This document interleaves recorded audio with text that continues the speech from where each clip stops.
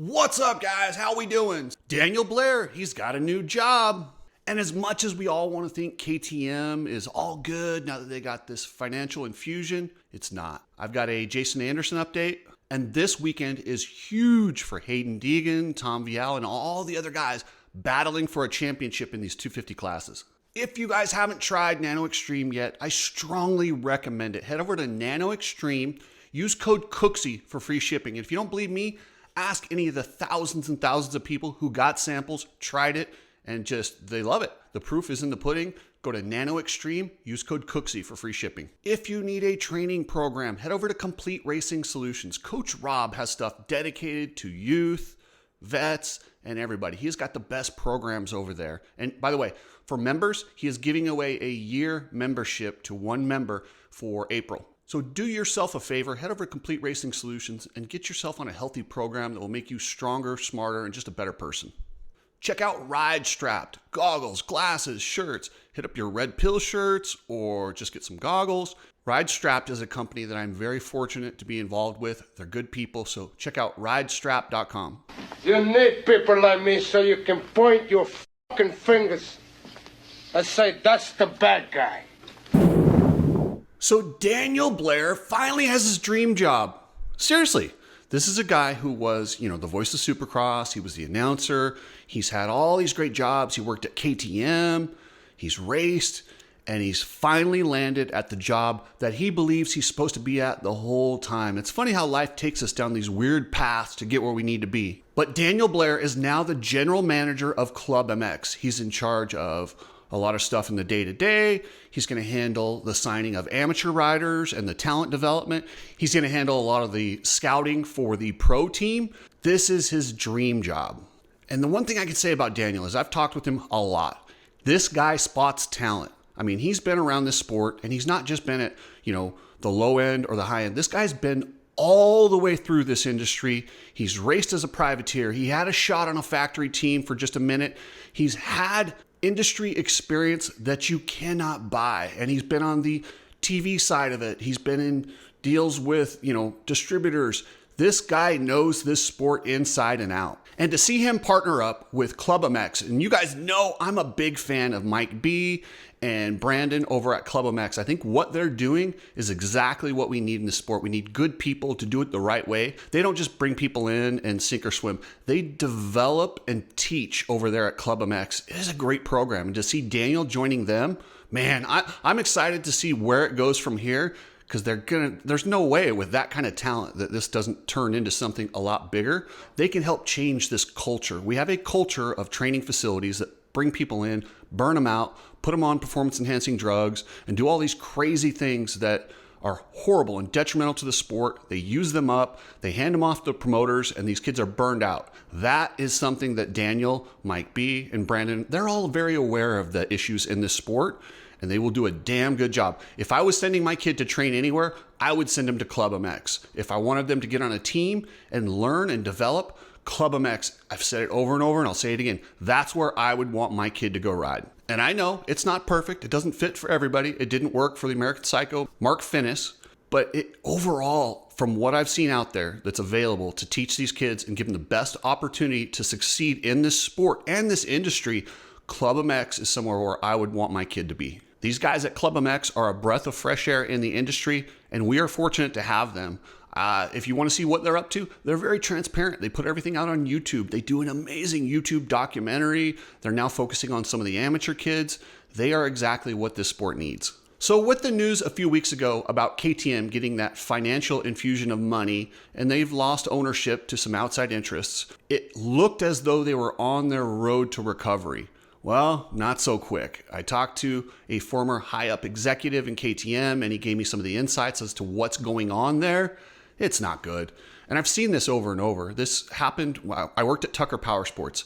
This happened repeatedly. They would do really well, and then they'd get into trouble, and then they'd get a financial infusion. It's all good again. And they'd make the same mistakes and did it over and over until they finally ran the company into the ground. And the similarities with what's happening at KTM and what happened at Tucker Power Sports are very similar. You get stupid people in important positions that don't know what it takes to be successful, And then, you get rid of some good people. And yeah, they got rid of some bad people, but they got rid of some really good people that were part of the success that drove KTM to where they're at. I don't like the outlook of this. I'll tell you what, if I was one of their riders or teams, well, if it's your only option, I would stay there. But if you get the option to leave, I absolutely would bolt off of any of those teams. I don't want to be associated with them. I don't know where they're going to be in 3 years. I don't know that this recovery is a guarantee. If you're shipping anything, use Precision Transport. That's pretransport.com. Best shipping company in the business, family owned, reasonably priced, just good people. Hit up pretransport.com. If you need some new motocross gear and you want something that's high quality and just not the same as everybody else, hit up Alias MX. They got some awesome designs and they are on their way up. Head over to aliasmx.com. So we've got the Foxboro Supercross this weekend, and it is a East-West showdown. Showdowns in general really shake up the field, and it allows a lot of guys that you're not racing against. They're really hard to qualify for. If you can get into, it's essentially like getting a top 10 finish or top 11 finish at a regular race if you can get into the main event, because you're dealing with twice the talent. It is difficult to qualify for these main events. So oftentimes you'll see some big names in that LCQ, and it's terrifying for these guys because if they don't get in that main event and make a significant chunk of points, their whole season changes, and it's not good. Even if the East-Wests are harder to get in the main event, it is still not acceptable if you're a factory rider to not make a main event. And what's going to make this weekend much more difficult. So now you've got an East-West showdown. You got dudes from both coasts. The intensity is ratcheting up. The East Series has 5 rounds left. The West has 3 rounds left. That's counting Foxboro. And these championships are both up for grabs. I know Deegan has a pretty good lead, but I'm telling you, anything can happen. And it's going to rain. It is going to be 40 degrees and wet. Supercross at night in 40-degree weather and rain is brutal. It's absolutely brutal. Anything can and will happen. We're going to see a big shakeup. I don't know what direction it's going to go, but it is going to be difficult. And there's a lot of pressure on guys like Tom Vialle and Hayden Deegan who have that point lead. They have all that pressure. They have a lot to lose. A lot of the other guys, they're kind of playing with house money. They can go in there and just hope for something crazy and go for it. Where these guys, it's tough. Do you go into championship mode? But how much championship mode can you go into?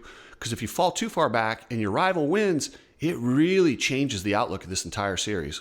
There's 3 main guys in the East. You got Tom Vialle, who has the point lead. Then you got Seth Hammaker and RJ Hampshire. These 3 guys are separated by, 11 points, which with 5 rounds left, that's nothing. Tom Vialle has not won a race yet, but he's just been consistent. He's perfect. He doesn't mess up. He doesn't give away points. These other guys have made mistakes, had their races, they've had their wins, but they've also made big mistakes and given away a lot of points. Tom will never give them away. And don't forget about Nate Thrasher. Nate won the last week, and he's getting stronger and stronger. And this is a guy coming into the series that a lot of people expected to be in this championship fight. I know he's coming off a lot of injuries, and he's had a lot of injuries in the past, but this dude could go on a run. With 5 rounds left, Nate Thrasher is only 21 points behind Tom Vialle. That's not that many. He wins this race, and a couple of those other guys have bad rounds, and they got 4 more races after this. And one of them, the final, is an East-West showdown in Utah. But Tom Vialle, the thing about this guy is he's good in bad conditions. That's how he won this championship last year. Last year was probably one of the rainiest Supercross seasons that we've seen in a long time. Whenever the conditions got bad, Tom managed it perfectly. He never made the mistake. He got out front and he won some races, but he was also consistent in the ones that he didn't win. He is going to be tough this weekend in that rainy, cold, European type weather.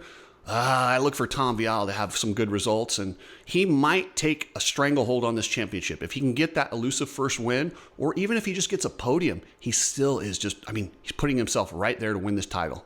RJ Hampshire and Seth Hammaker, they're a little ways behind. They're about 10 points behind.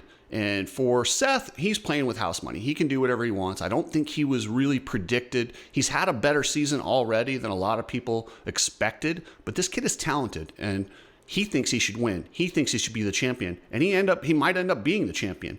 But he has got to continue to move forward, and he's got to be on the podium. If he's not on the podium here, he's about 10 or 11 points down. If you lose more than that, it really starts to get away from you. And RJ Hampshire, he was the West Coast champion last year. And one thing about RJ, You can say or do anything. He will never give up. He always believes he's still going to win this thing. And I look for him to go for it. Even if he makes mistakes, he will fight back up.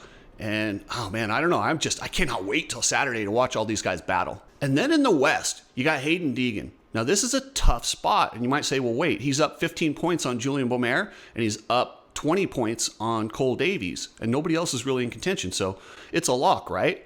Well, Supercross, it's never a lock. There's always something on the line. There's always anything that can happen. If you don't believe me, ask Max Anstey. He went from almost winning a championship to out for the season with that broken leg. It happens in a flash. But it's tough for Hayden Deegan this weekend because he's got everything to lose. He's the guy going in there with that red plate, and he's expected not to make a mistake. And he's made a lot of mistakes this year.